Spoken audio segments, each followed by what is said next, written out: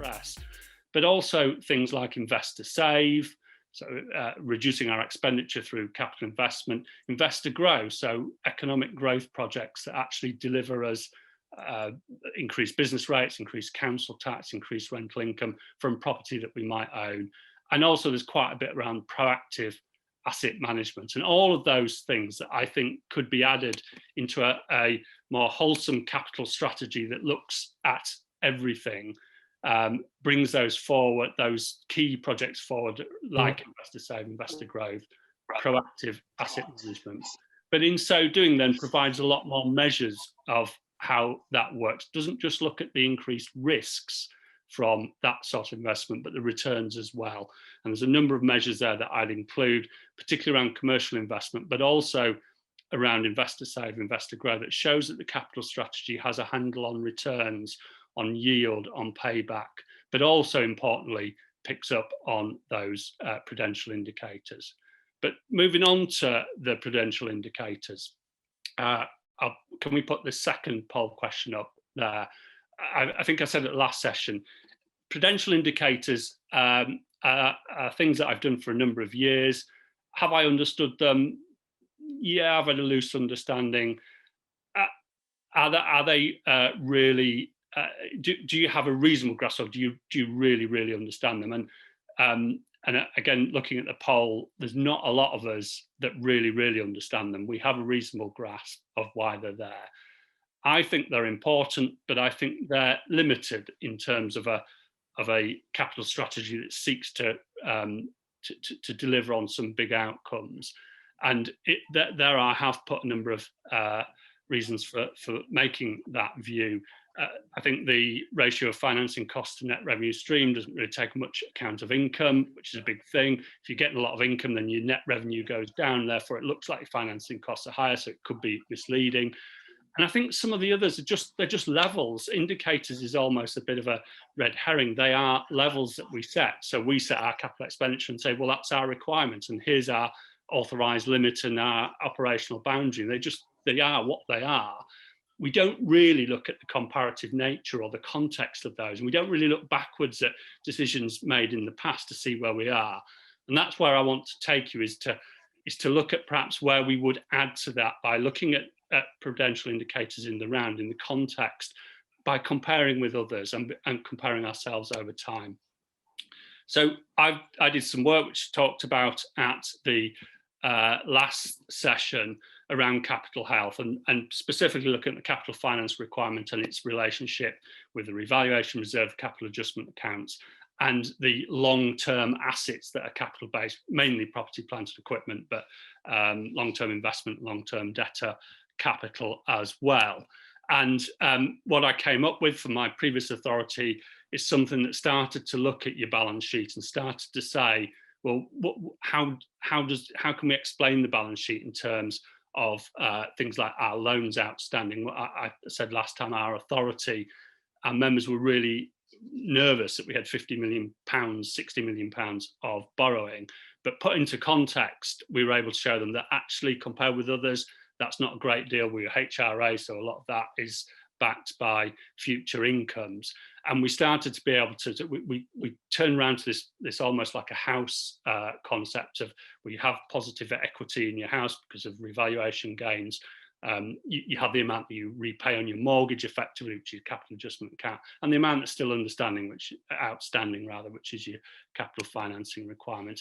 What we were able to do show is how that changed over time at our authority, showing that actually over time our properties were going up in value.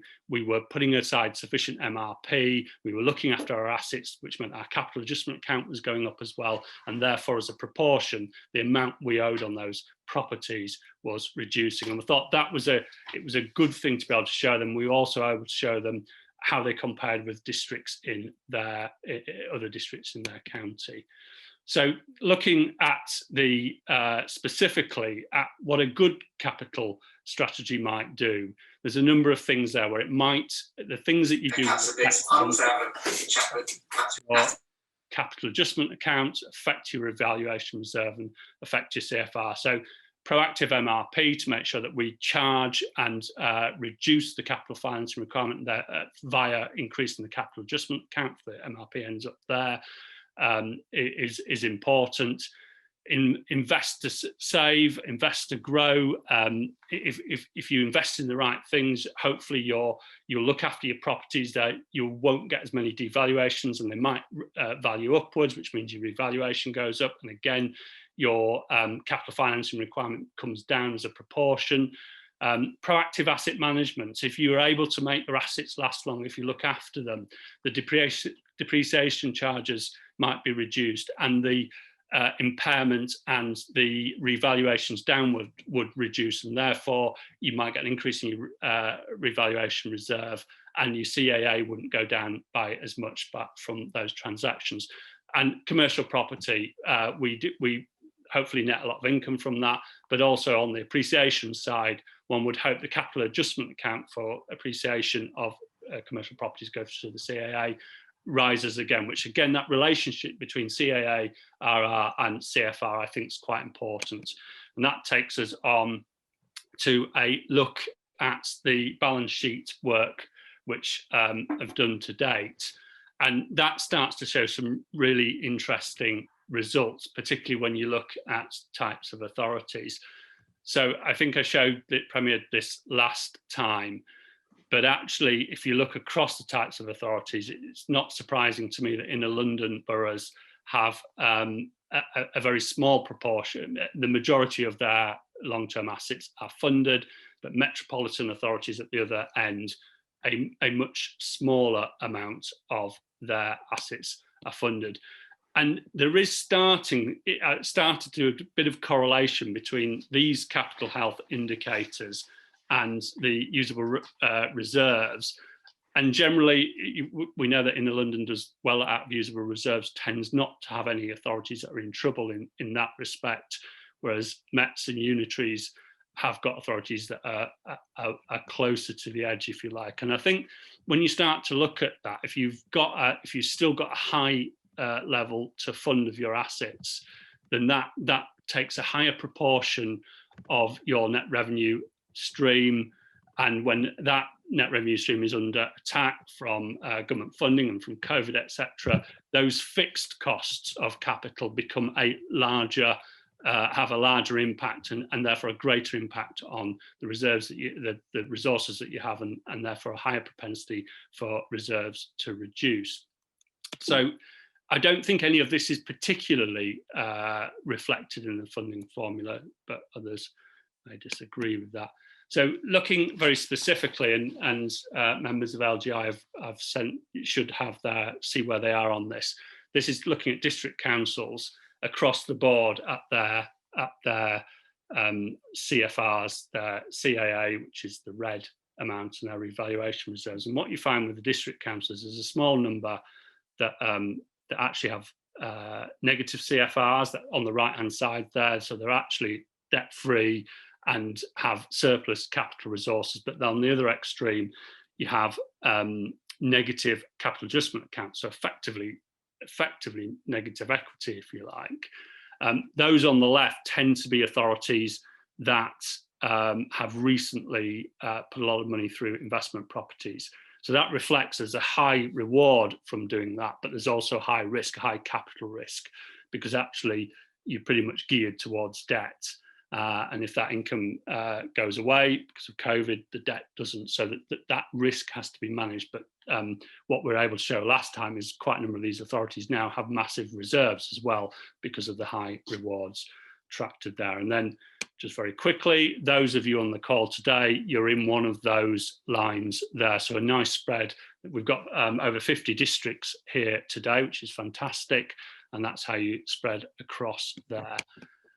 Looking at unitary councils, again, a spread where you have some authorities that have got very low loan value to asset value, and therefore look fairly healthy in capital. But on the left-hand side there, we've got a couple of authorities, both here today, I think, who have negative CAAs. And there's a number of reasons potentially for that, but it could be that they've been more lenient on MRP. It could be that they're really struggling. They've had to invest in assets, and by the time they have to be reinvesting those assets, schools, social care centres, etc., they haven't yet paid off the nominal debt on the last investment. So you can see a real range there, and I would worry for those authorities on the left that actually their capital burden might come to overwhelm them if they weren't to intervene. In fact, the authority, and I know they're not here so I can talk about them, that's third from the left, I should say, has been criticised by its auditors for being too lenient on MRP, not charging enough on MRP. So that's those of you here today. And again, those of you who want to find out more, those of you who are members will get this analysis with yourself shown on there. Met councils, of all the types of authorities that we said at the start, are far more geared towards debt than are the other types of authorities. And I wonder if that is something to do with property price issues in those areas not being so high. So there's a higher propensity for assets to be valued downwards, and therefore more pressure on the capital adjustment account, and therefore more pressure effectively on the revenue budget as you have to service those debt costs. And that's for the Mets who are here today.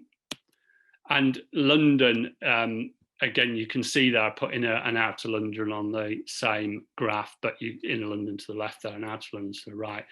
Inner London has there isn't any inner London authority that doesn't have a fairly high slug of equity in their on their balance sheet, so has a much lower loan to value ratio, if you like. And again, that feels to me like it might be reflected in their revenue financial health, in that there aren't many in London, if any, London authorities that are really struggling in terms of usable revenue reserves and their general revenue position.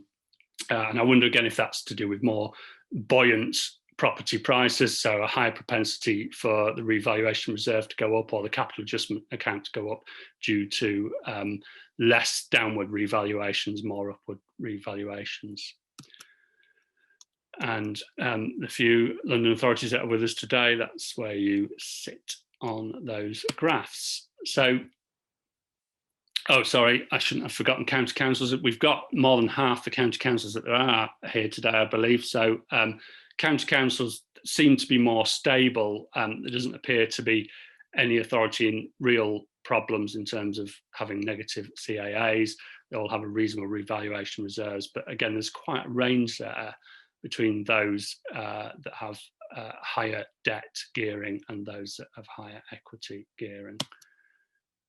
And that's for those of you here today. So we've got 4 more minutes. So there's more work to be done in this area, I think. But what I hope it does is it shows that actually looking at those capital finance requirements, capital adjustment accounts, and revaluation reserves gives a little bit more context to add to the prudential indicators, to give a better view of where you are, where you've come from, how you compare, etc.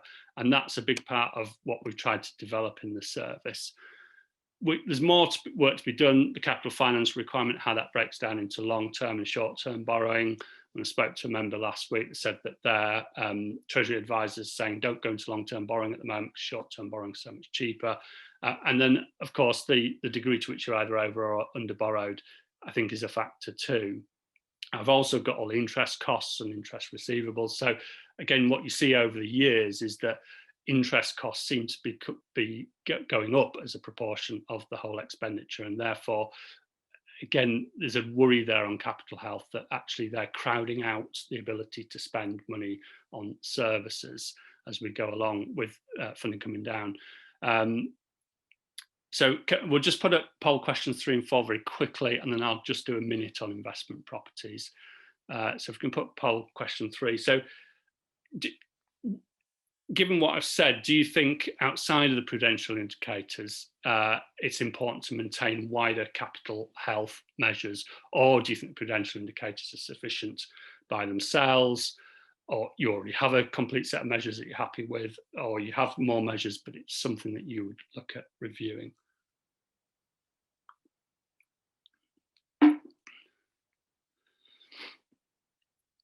That's interesting, and that chimes with what we said last time, that there seems to be an interest in this, and that actually looking at the balance sheet is an underdeveloped area, and one that we'd like to develop, which takes us on to our next question, which we won't show the results for, but if you are interested in us contacting you about this area of work, I think the next question asks you to indicate as such,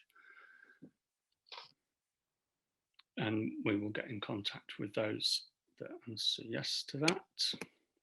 So I just got a minute left. I'll point to, I did a LinkedIn article on investment properties, because that we've looked across the investment properties as well, and there's some really interesting information in respect of investment properties. And I'll just this is on a LinkedIn article which I've put the link into, so I'll just go through this very quickly. This is just districts at the moment that have now got the information for the other tiers. It's clear that investment property investments have gone through the roof and continue to do so. And actually, when you look at the extent of that, I was surprised, actually, compared with council tax and business rates, investment property rental income is now a big factor of local government funding, and therefore it's a little disappointing for me that the government has switched it off and is against it, because actually even before the boost we all had economic estates that delivered us income. So I don't think it's something that can be ignored in the way that the PWLB consultations infers that it might be. It's here to stay, and it's a big part of funding. I was surprised by that. What the accounts can show is effectively what the yields are, because you have to put in your rental income and your direct expenses. You can infer what the gross and net yield is. You could also, I guess, from the accounts, apply MRP and interest to a degree to see where that is. And again, generally, there's a big range across districts here, but you can see that actually there's some quite favourable yields. That they'll come under attack, no doubt, from COVID in next year's accounts, but there's some quite interesting yields there. And what I've said in my LinkedIn article is that I want to put some figures where there's lots of opinion and create a little bit more fact to go alongside that opinion, because people are very opinionated in this area. Everyone has a view one way or the other. So being able to provide the facts hopefully helps that debate along. So there is the link to the article I put up. I've never had a LinkedIn article that has had so much interest. I was quite pleased, and I will add information on the upper tier authorities. Most of the upper tier authorities, similarly like districts, are now weighing into investment properties. The only type of authority that doesn't seem to be quite the same degree is county councils. And that takes me on to my last question before I pass over to Adrian, because I've just done a minute on that. Is this something that is worth a session, a half-hour session on? Would you attend a session on commercial property investments and what the accounts are showing about those? Is it worth us putting those on? And at the end, I'll talk a little bit about how we take these sessions forward, because half an hour is really quick.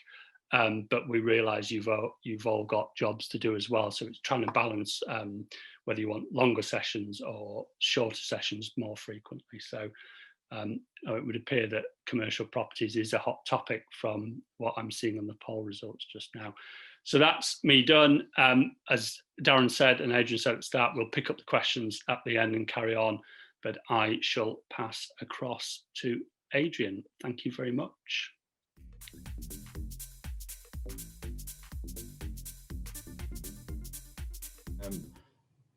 As I said earlier, there's a lot to get through today, and a lot's come out in the last week and even earlier today that we've tried to include in this presentation. So we'll start off by looking at the things that I think probably most on people's minds at the moment, which is the COVID funding that's been announced over the last week or so. The £1 billion tranche for funding, as well as the other funding streams that have been announced by the Prime Minister and by the Chancellor and others. We've also got updates on the 2020 spending review and what's happened there. The move towards the confirmation yesterday that there'll be a 1-year spending round for 21-22.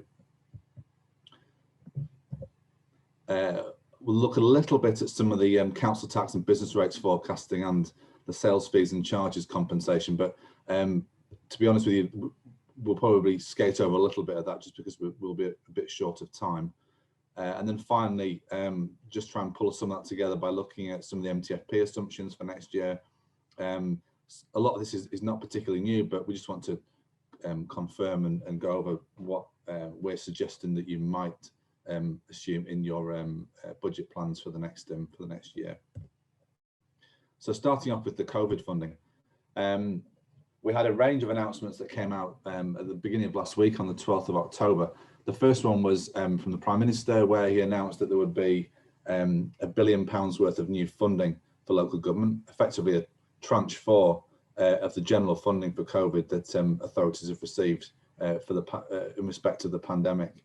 Robert Jenrick, Secretary of State, announced that, or confirmed that £1 billion is additional to all of the previous rounds of funding, and in a very 2020 way confirmed that on Twitter.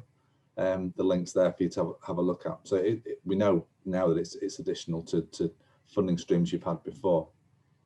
And then on the evening of the 12th of October, the Chancellor announced a further round of funding, which actually at the time probably received a bit less attention.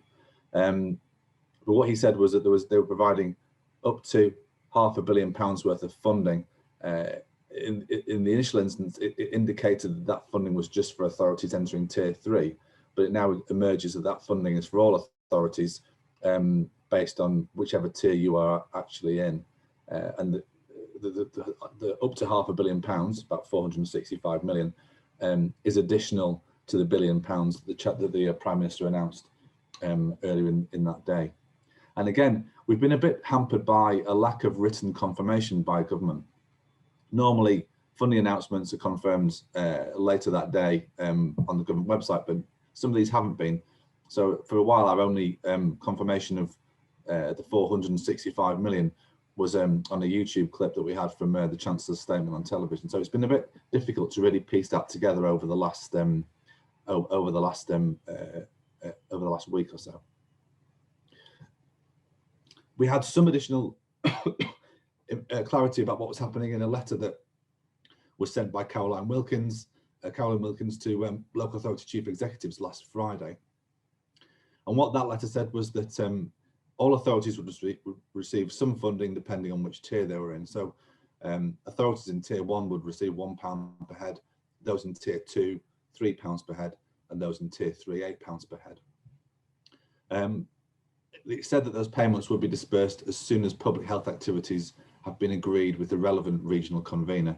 To be honest with you, that wasn't a term or a role that I was familiar with, and speaking to other people, I'm not sure it's one that others are familiar with. So if anyone has been in contact with their regional convener and can shed some light on that, I'd be very interested to hear. And if you can maybe make a note in the chat section, that'd be very handy.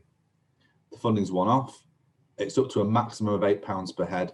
So if you're at Tier 1 now, but ultimately move through to Tier 3, the maximum funding you're going to receive is £8 per head of population. You don't get more funding if you move backwards and forwards between the tiers. It's a one-off amount of funding. In 2-tier areas, the funding's paid to the upper tier authority, and then for onward payment to districts where that's appropriate, where that's agreed for public health activities with the regional convener. The purpose of that funding is for things like targeted testing, hard to reach groups, to improve communication, targeted support, and basically the sorts of things that you need to do to support the testing and tracking system in your own area.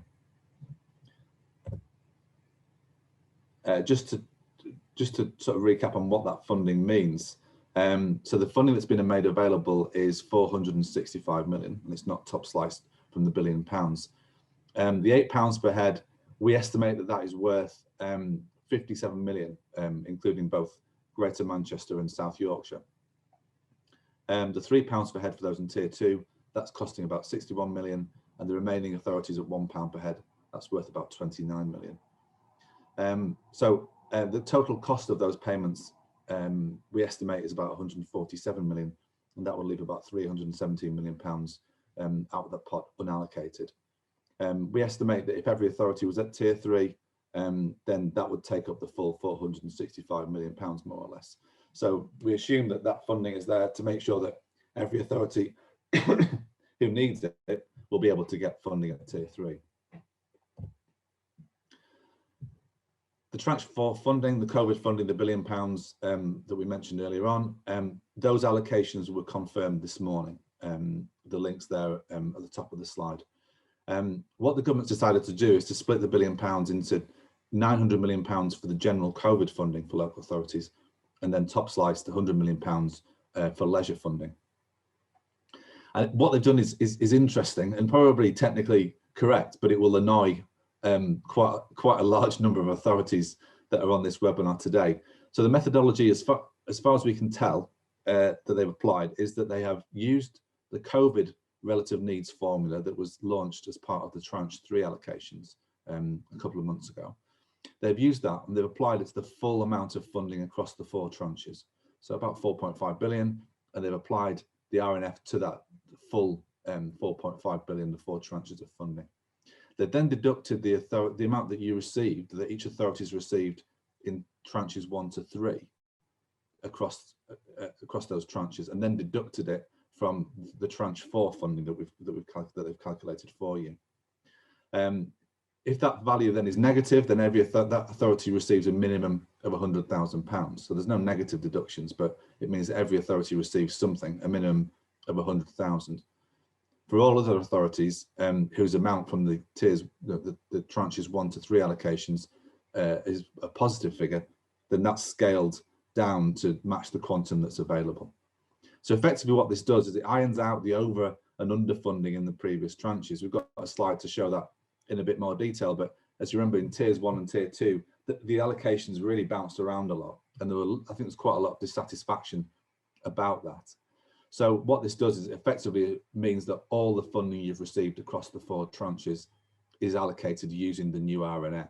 The only departure from that will be some authorities, I think mostly districts, who probably received a relatively large amount from tranche 2, and those authorities, they may have received slightly more than their RNF, but I think that'll be fairly minor.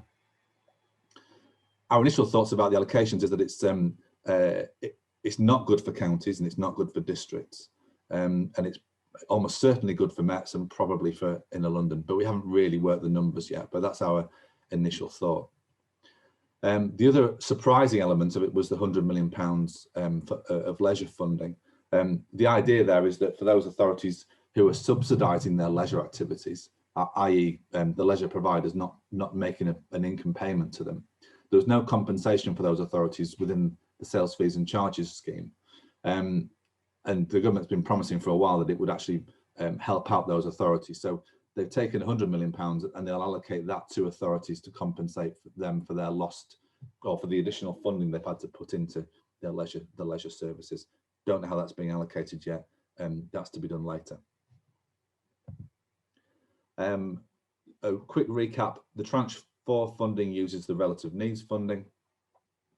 The relative needs formula, rather, this was based against regression on Delta 1 and Delta 2. It includes a population element, and it includes a deprivation element using the IMD, and also an area cost adjustment. From what we saw, looking back at that formula back when it was launched a couple of months ago, it seemed perfectly reasonable. We've not seen much of the detail of that and how it's been worked through and what the regressions look like, but I think at the time we didn't see anything particularly wrong with that. So I'm not surprised that they've really tried to use all the uses formula to allocate all the funding across the 4 tranches. This is a slide you've seen before, possibly, but what it shows you is the shares of each of the tranches of funding that was received by each class of authority. So if we look back, you'll see here on the left-hand side for Shire districts received a very, very small share of the funding in tranche 1, but a really large share of the funding in tranche 2. There were indications at the time that a lot of that funding had been put in place to compensate for income. It wasn't particularly clear at the time, and clearly there's been a whole new scheme now to compensate authorities for income losses. So I can see why the government's gone back and actually reworked that part of the formula. But on the other side of things, you can see over here on the right hand side that Shire counties had a very large share of tranche 1 and a smaller share of tranche 2.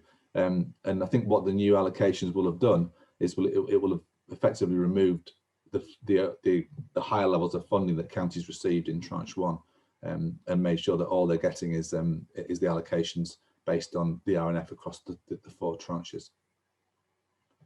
So we'll wait and see exactly how that's worked, but that's our initial thoughts about what the allocations will actually mean and how they've been worked.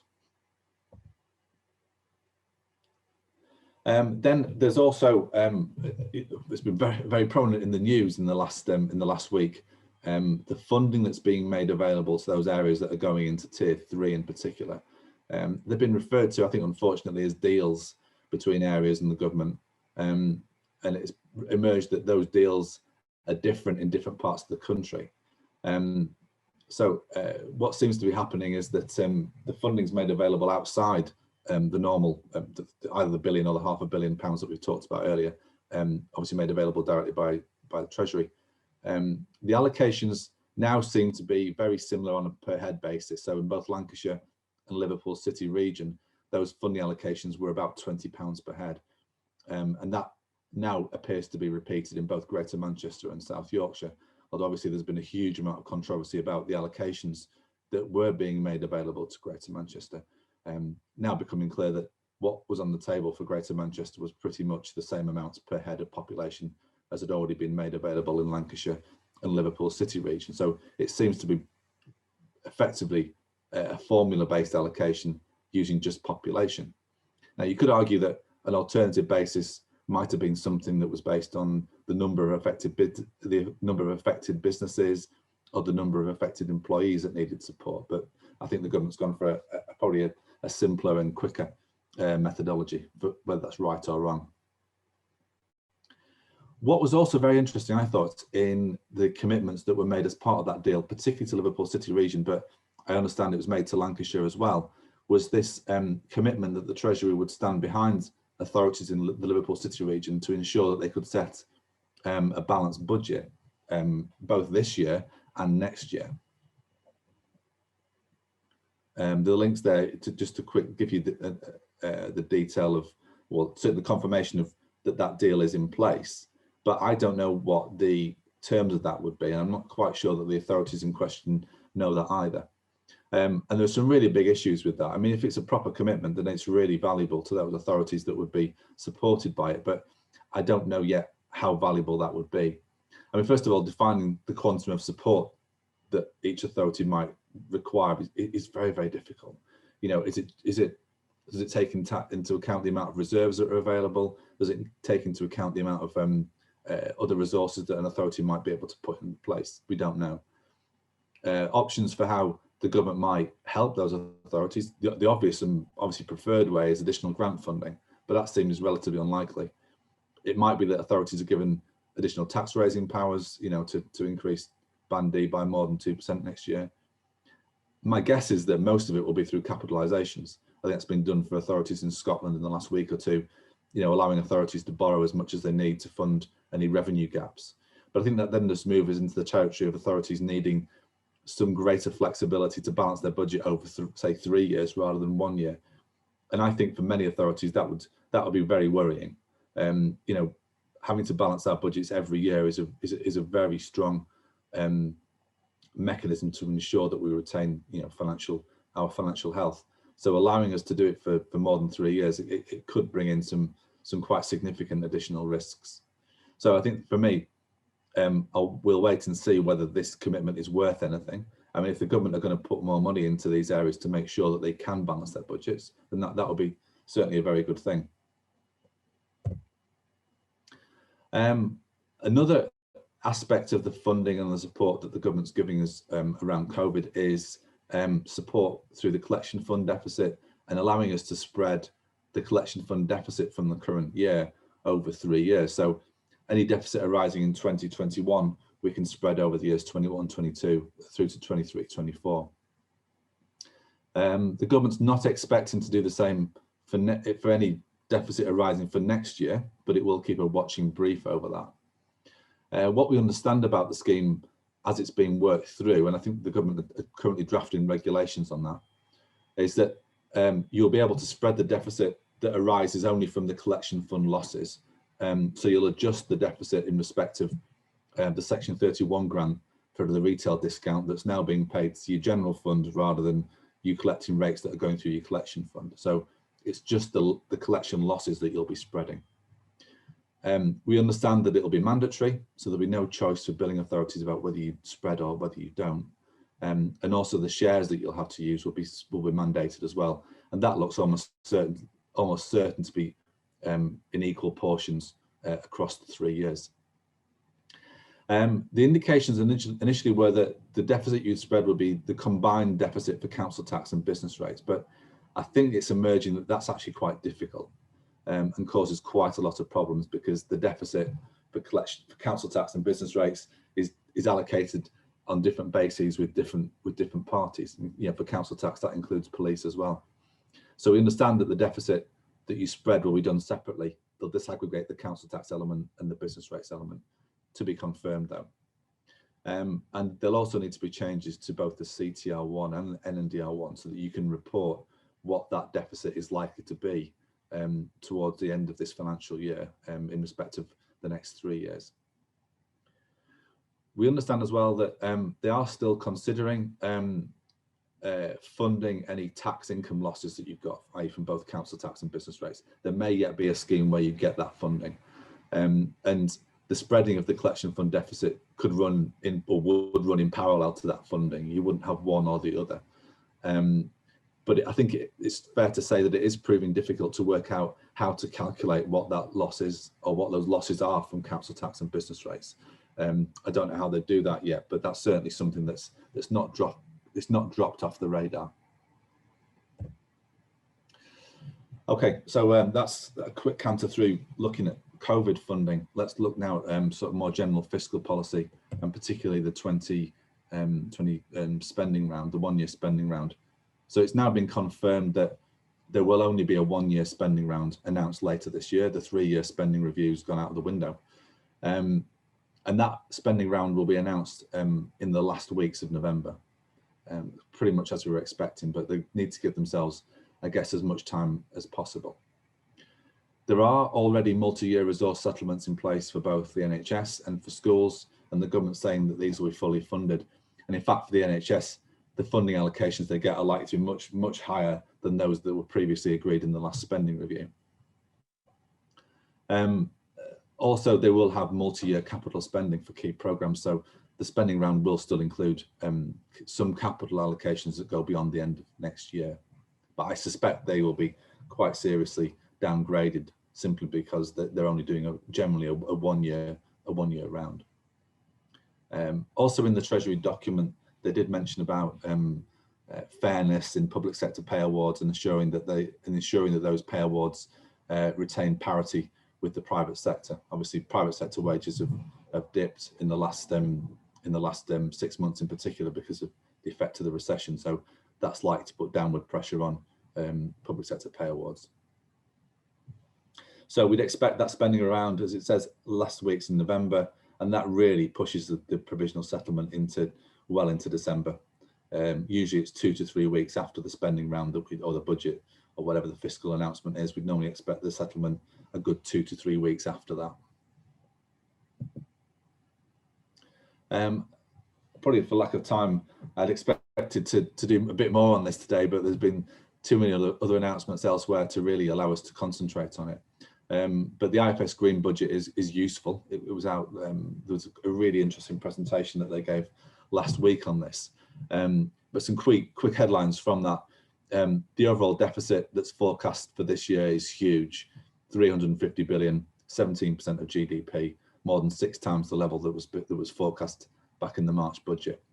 And most of that is from the spending and pressures and tax cuts that the government's put through in the last 6 months, but a lot of that is also from the underlying economic weakness. Recommended policy action for the Chancellor is, first of all, to allow the economy to be restored to health, and then to undertake fiscal tightening. Pardon me. But that fiscal tightening could be really quite significant. They're talking about fiscal tightening of around 2.1% of GDP, which is about £43 billion. Key question then, of course, is how much of that comes from tax increases and how much from spending cuts. Back in 2010, 75% of that fiscal consolidation came from spending cuts rather than tax increases. I think a lot of commentators are expecting that to be reversed. Within the IFS Green Budget, there's quite a lot of good press, I think, for local government. One heading, "Don't forget local government funding," which is heartwarming, even if it doesn't reveal any more funding for us. But also saying that the Chancellor should pay particular attention to the important role that local government can play in levelling up, which is a really important, I think, factor that might give us a little bit more priority within the spending round. And generally, a point I thought was quite interesting was that, and this is important for us as local government, that as the unemployment rises, that will put more pressure onto local council tax support. But the latest forecasts are that the unemployment rate won't increase by quite as much as was originally expected. I think commentators initially were expecting that unemployment would rise to about 10–10.5%, but actually I think the forecast now are a little bit lower. It's still a big increase. It's still a doubling of the unemployment rate, but it's less than we had originally expected. And that probably has implications for the higher levels of where local council tax support might get to. Moving on quickly to look at some of the business rates, council tax and sales fees and charges information. We're still processing some, and we haven't seen much information yet about what the impact of the sales fees and charges compensation has been. The last round, the first round of that compensation ended, I think it was last week. Some information we've seen from other parties, though, suggests that the compensation rate is around 50–55%. So in terms of looking at the overall sales fees and charges losses that you've got, it looks like about 50–55% on average is being funded by the compensation scheme. But that the rates do vary very strongly between, I mean, our original assumptions here based on third-party data was that the compensation rates stretched from around 60–65% down to around 30–35%. And actually some of the data we've seen since then kind of backs that up, that actually there's quite a wide range of compensation rates. We haven't seen much of the actual data yet, but that's what some of the information suggests to us. I've not been able to update this tracker yet. We're still processing the data, but we will be sending out our report either by the end of this week or possibly the first thing early next week. So keep your eye out for that.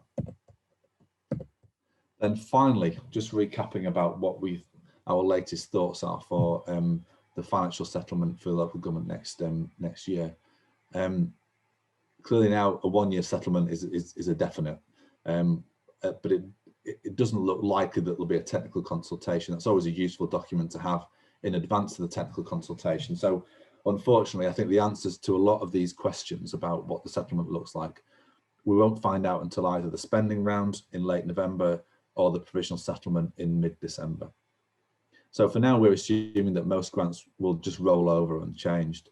I think even for those services that are high priority, social care, public health, I'm not sure the Treasury's got much scope or much appetite to really increase those funding allocations by very much. So, you know, inflation or very small cash terms growth is perhaps as much as we can expect. Good news for those of you that got lots of accumulated business rate growth.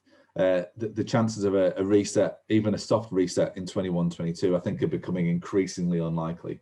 There's just not enough time to develop an option and to consult on it and to implement it. And I think even the Treasury are kind of backing off from that a little bit. So it looks like any accumulated business rate growth in 21–22 is looking safe, if you've got any left after what's happening to business rates this year.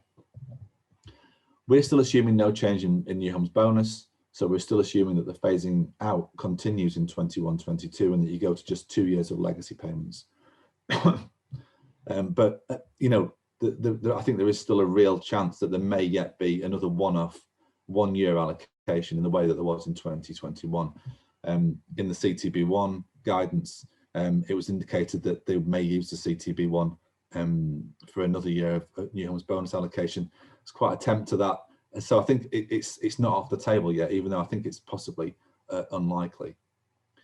We don't really have any guidance on what the policy will be on Band D, whether it will still be 2% across the board or 5% if that's higher for district councils. We don't know whether there'll be another social care precept, but you know, there must be a real chance of that.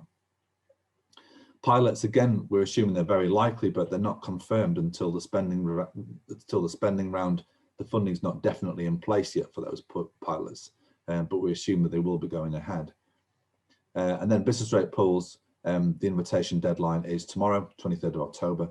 And as far as we know, most are provisionally going ahead.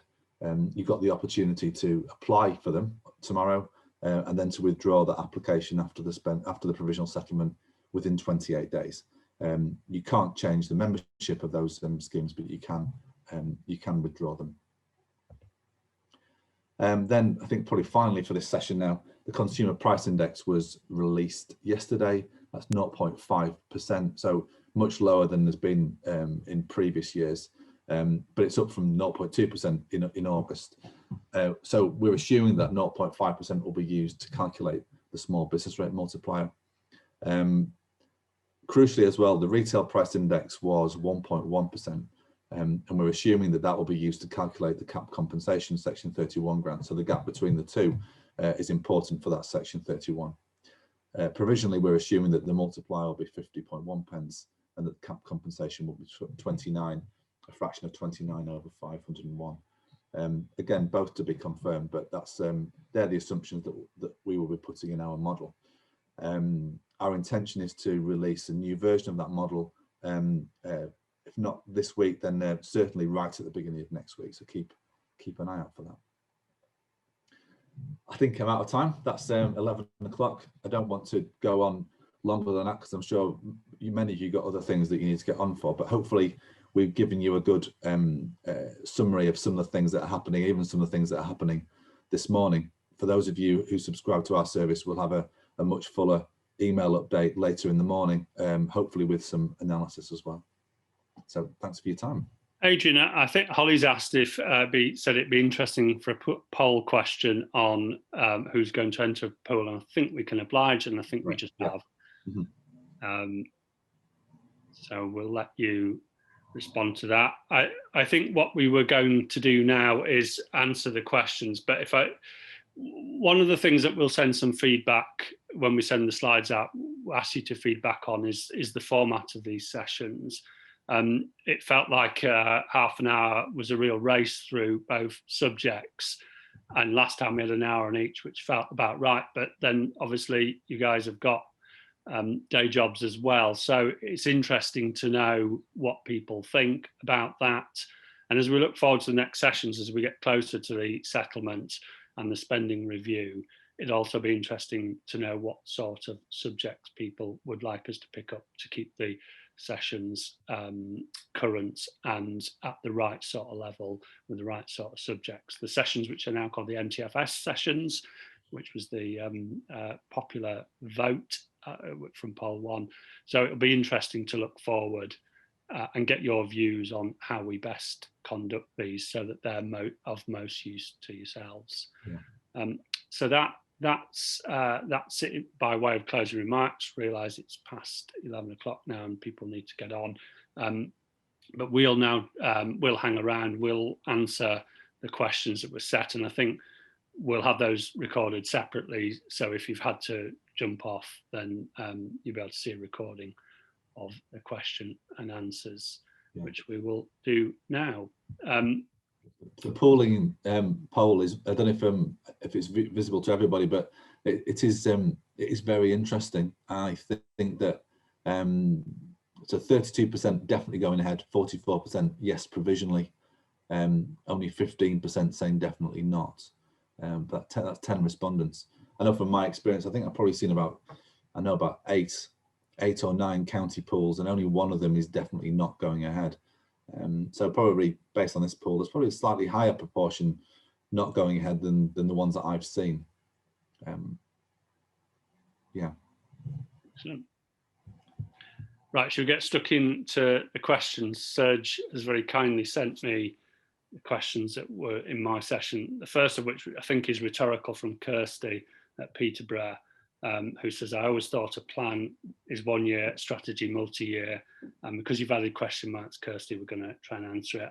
And my answer is, I agree absolutely with you. It's MTFS all the way. From Mark, what are your views on longer term capital strategies focusing on housing, zero carbon, etc., and taking account of TM and revenue implications? I think for me, my view is that, and I did say that it is my view, people might not agree, but the capital strategies that I've helped put forward are very much have been tick boxes in order to be able to showcase prudential indicators which were already in the Treasury management strategy. So I found the capital strategy to be a little bit of not a particularly helpful document, but it could be. And I think actually having a capital strategy that is very clear about what we're going to achieve to improve well-being around housing, economic regeneration, and around carbon zero, but which also then looks at the measures and the indicators, which aren't just the prudential indicators, but those capital health and other measures that I suggested in the slide, I think would make a better and more corporately owned document. That's my view on it, which takes on to the next question, which is, do longer term capital strategies go into the numbers or just a narrative overview of priorities? And I think that's interesting because I've spoken to a lot of people, and I think Chris Brain put something on the chat that says CITFRA's intention that is much longer term, but in actual fact,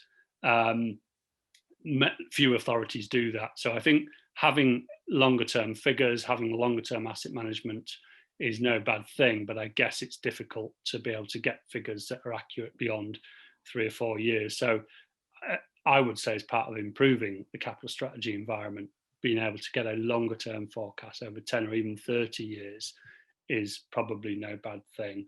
And the last question in my section is any consideration for the current MTFS on taking or proposing MRP holidays? And that's something that I've come across quite a bit of late. The last authority I worked for wanting to take an MRP holiday.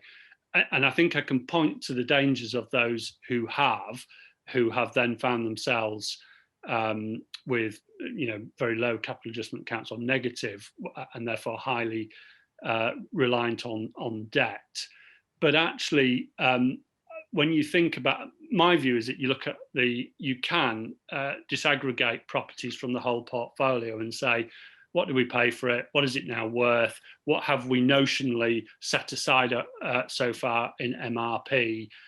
And then take a view on an individual basis. So if we bought a property for £2 million and then a year later it's worth £4 million, then the 50th MRPs, you could take a view that actually we're probably quite safe not to take a holiday on this particular property. I think the converse of that is if you bought it for £2 million and it's now worth £1.5 million, then you should be looking at voluntary contributions to catch that up so that you've notionally pared the debt down to the value of the property. So I think MRP policies are really important, and I think they should be flexible, but they should take account of where that particular, all the properties individually and the portfolio sit. And that takes me back to understanding MRP in the context of your capital financing requirements and your capital adjustment account balances and your revaluation reserves, which should then agree to your capital asset balances. So I think MRP, just doing the 50ths or the life can be a bit restrictive. You could be overcharging effectively or undercharging. So my view would be to favour a almost case-by-case flexible policy that still has risk at its heart, but allows you to take holidays if you can do so. And they're my questions. I don't know, Serge, did you have you been able to pick any up from? I have, Adrian. I've sent you them in a message if you can see that, although I can go through them. I can see them. That's great. Okay. So the first one from Nick about leisure centres, whether the additional payment will be VAT-able. I mean, and I'll take Gary's. I think at the same time, Gary Adams. Gary points out that the announcement says that the leisure funding will be bid based. I hadn't quite picked that up this morning in my reading of the announcement. That kind of makes sense in that I think the leisure question is quite different from place to place, just because you've got different arrangements with different types of provider. That kind of makes sense. So I suppose people will be putting in place bids that look at whatever they've done. I can't imagine the payment will be VAT-able. I think it'll be a straight grant allocation to the authority, based on whatever the bid is that you've made and whether you're successful in getting some or all of that.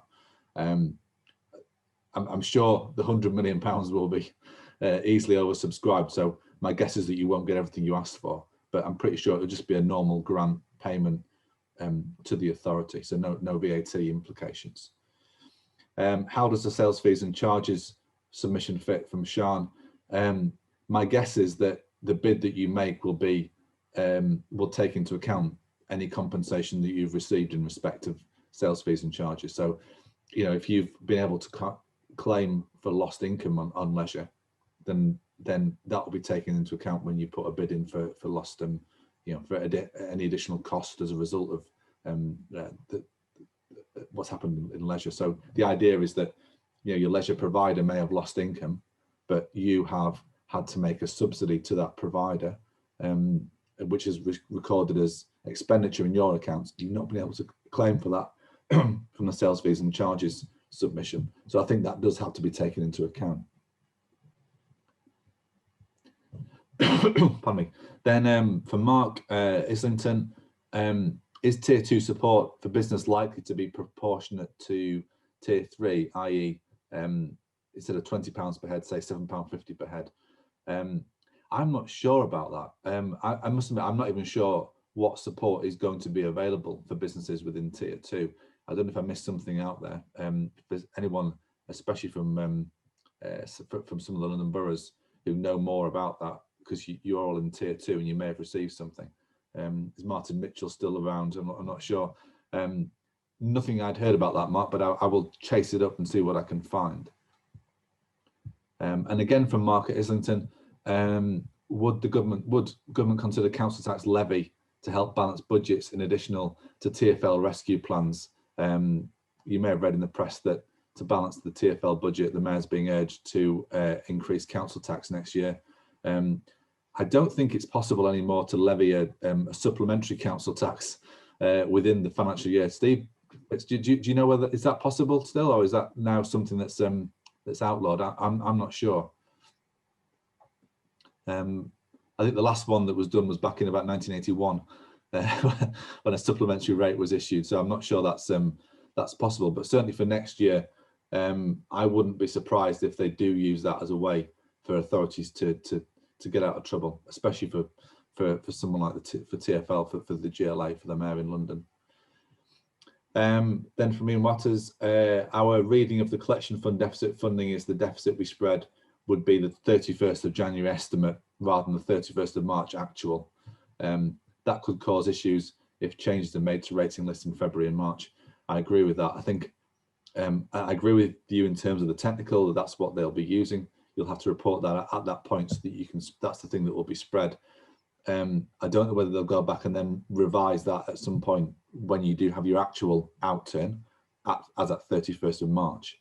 But you're right, it is going to cause issues both in the sense that you don't know what the final outcome will be. You don't know what's going to happen in the remaining 2 months, and that could be quite significant. But even then, even the 31st of March, you're making some big assumptions about how much bad debt you think you can collect in future years. So the accounting adjustment there for bad debt will be really quite crucial in terms of what the deficit is that you actually spread. And that's good and bad. The good side of it is that if you want to be tactical about that and have a different value that you spread over 3 years, you've got quite a bit of room to do so, I should think. Then Angela Uttlesford, as it is a 1 year allocation, is there any intelligence on Newham's bonus, legacy only, or another 1 year allocation? To be honest, Angela, I don't have any specific intelligence on that, and I suspect even officials in MHCLG will be a little bit in the dark about that until they've agreed something with the Treasury. So I don't have anything specific. For me, I think that it's a possibility. I would still put it as an outside possibility rather than something that I'd be relying on. But if you're filling in you've done your CTB ones now, but that is something I think is a real possibility. But I still would put it as an outside possibility.